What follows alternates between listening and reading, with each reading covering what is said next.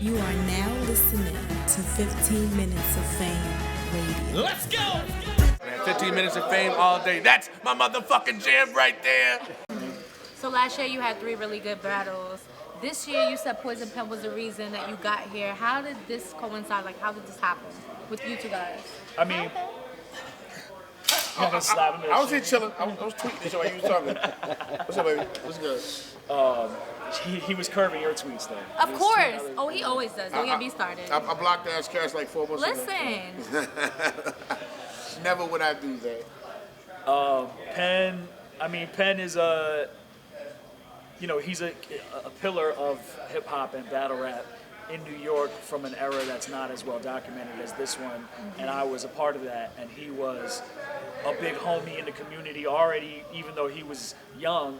And so, in a long-term, macro, cosmic sense, like he's responsible for a lot of us being here, but then also very literally, like me coming back to battle rap and him getting involved with King of the Dot and the relationship that we have is why he's the one that ushered in the this 3-battle run and all that. So, which was ironically started. Well, the relationship formed last Massacre. Yeah. In Holyoke, you feel me? Exactly. I came out. Yeah. I drove out from New York just to put my foot in the water and see what it was like, and now we're here a year later, and he realized people still liked him. Yeah, exactly. Oh shit, what? Real shit. Let me battle again. Yeah, that's pretty much it. That's pretty much it. Bottom line, man, he really liked me. He's gonna be humble. I mean, I'm a humble man as well, but I ain't something being humble. He is one of the most prolific battle MCs of all time. And if you look at it across eras, from the freestyle era to the written era, you know what I mean? From the barbershops to the venues. He's a legend, but I don't hear people saying that he's a legend. No, but the thing is because people pigeonhole, they take certain facets of battle rap and shine a light on that and want to just ignore the other facets of battle rap. You understand what I'm talking about? Like, I love battle rap on the whole, so I understand all facets, all moving parts that make this mechanism move as a whole. You know what I'm saying? And Iron Solomon, since I met him a decade plus ago, you know what I'm saying? He was always one of the most prolific dudes, one of the most astute, one of the most studious motherfuckers out. You know what I'm saying? Like, thank you. Come on, man. Shut up, man. Get out of here, So what do you think is gonna? That's a big compliment. But it's the truth. As I really feel that way, and he's a friend as well. But that formed via hip hop. You know what I'm saying? But this is my friend, and he's just happens to be one of the best motherfuckers out. Do you feel like he's been overlooked? In certain aspects, yeah, definitely. So what do you think needs to happen for him to get to that next level? I always ask people. What's the next level for you understand? I mean, not saying he's like the top MC of all fucking time in every aspect of hip hop, but what's next for Iron Solomon? I mean, the only loss that people could really hone in on is the Mook thing. Right. And now and Mook wasn't even bodying that battle. The battle on a whole wasn't as amazing as it should have been. Exactly. And that's my brother's right here. I'm not saying I'm sideways. It's real shit. So there's a next level for him. I feel like. I mean, we say next level. What is the next? That's what we're developing now. After Solomon, after the Mook thing. If I'm wrong, my brother, you tell me shut the fuck up because this is your path anyway. No, I mean. But after the Mook thing, you know what I mean. Regather the bearings and restructure shit, and now you see what my brother, you see what the brother's doing. You know what I mean? As far as next level, we have to figure out what the next level is. But I think what we did as far as this King of the Dot run is making it. It's like a lucid dream. You feel me? Like it's something that we see happening. So we're trying to find out what the next level is altogether. Okay. So whatever he wants to do, whatever we can make happen, we're gonna do it. Okay. Preach. And I'm gonna let him talk after that. Synagogue. This is shit. No. That's what I was asking because I feel like you said, Uncle Rod, legendary. You've been around for so long, and it's not even your body of work also speaks that speaks in the legend zone, but I feel like a lot of the time you're overlooked. And I feel like with the Mook battle, it didn't do it for you. But I feel like if it did, it would have put you in a different zone.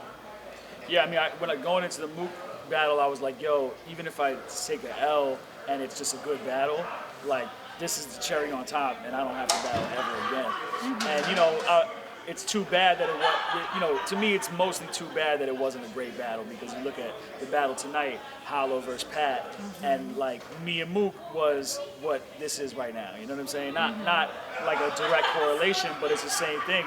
Two people that are looked at as being at the top and make sense. And it's a headliner at Summer Madness.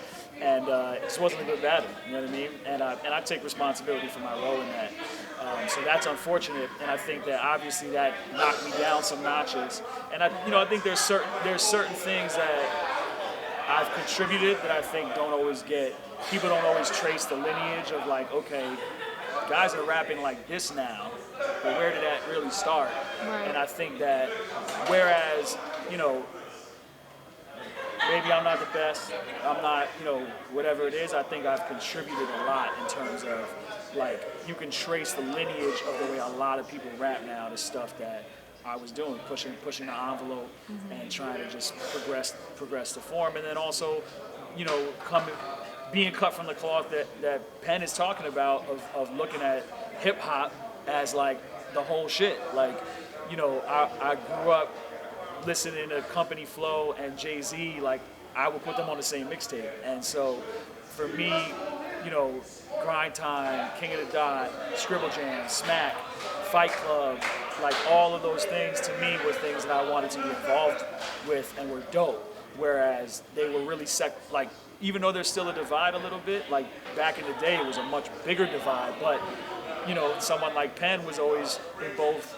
realms, and for me, that's always what I wanted to do, you know. And I feel like now the of those, like, kind of two traditionally different paths of battle rap being together is something that I played a really big role in. One of the biggest roles in it, I think.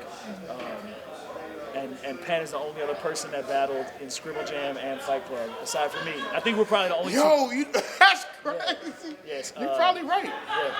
Damn, I don't battle. I've never battled in my life. The footage is out there, I'm sure. Yeah, maybe not the Fight Club, but definitely the Scribble, I would think. Yeah. So is it hard to transition? I always use the word transition because technically that's what you're doing. You're transitioning into a new era because you come from rapping a specific way back then and now you're rapping this way now. Was it hard to find your balance? Oh, everybody's rapping the way that I used to rap. Like, yes and no, you know what I mean? I think obviously I had trouble with it in the Mook battle, or I didn't adapt to that moment the right way. But I feel like if you look at, you know, even you look at me versus Ines, me versus Math, you know, you look at some of these battles and there are bars from those battles that make sense right now. In fact, even the other day I was watching Big T and the 2-on-2 match, and he said a bar of mine from the Jin battle, which is 10 years ago, and it was like, got oohs and ahs. I don't know if he meant to steal it, but it was like an exact bar from my shit. Right. I do have a theory on why you and Mook wasn't what it was supposed to be. And I don't think I've ever shared it with anyone, but I'm gonna say this. And if real shit. But if I'm wrong, if you're not following what I'm saying, if I'm wrong, stop me. I think the problem with y'all battle was it was a Smack DVD battle on the URL stage. 100%. You know what I'm saying? If you understand the science of the Smack battles, not the URL TV.TV battles. If you understand the science of the Smack battles, the on the block shit, the barbershop shit, the on 2/5 shit from the state building shit, it was a different aesthetic, and they weren't events. You know what I mean? It was like, all right, like you versus you, we gonna be here, we gonna do that. It wasn't a car where you was standing there for 7-8 hours. 12. Okay, I was being generous. Like, can't go outside, can't do this, can't do that, don't have a meal, whatever. Like, those battles, that was how we used to do back in the day. It's like, I'm meet you on the block. That was the barbershop shit. Well, as you've seen, Solomon killing barbershops, you know what I mean? Like, that's a different era, so whatever, you know, maybe a little bit older than y'all. But that battle they did, it was 5 rounds, 5 minutes. That was something that should have not been on any card at all. That should have been the entire thing. Like, yo, we gonna meet. You know what I'm saying? We gonna meet maybe at that park at LES on the east side. You know what I'm saying? Or we gonna meet on motherfucking and Restoration Plaza. We gonna meet on 25th. We gonna do what we do, and this is the battle. You understand what I'm saying? And we just gonna go out here and do what the fuck we do. I guarantee you, it would have been looked at differently, as opposed to like, okay, this is the last match on this fucking blockbuster card that also went fucking 2 hours too long, and it was already, you know, rounds longer than expected, and that's one thing that I think made it not be as prolific as it should have been. Well, let me ask you this, and then I'm gonna get you up out of here. With that being said, would you rematch Mook in that type of setting? Do you think it's necessary? Well, not really necessary. Would you rematch? I probably would, but I also like, you know, I don't.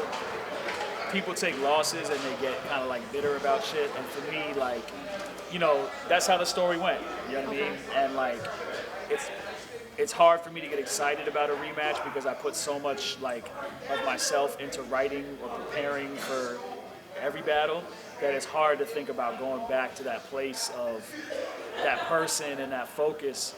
But I would do it if there was, you know, if people were calling for it and the situation made sense. And I think it would be cool in a setting like that. I think it would be cool.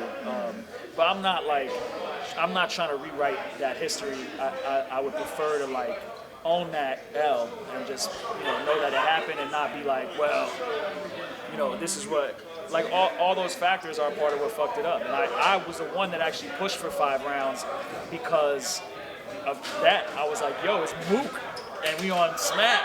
Like, how we not gonna go 5 rounds? Like, this should be the best ever, and there'll be so much material for history to look at. And I think I was just not so in tune with the atmosphere of that room and that stage. It wasn't realistic expectation. You know what I mean?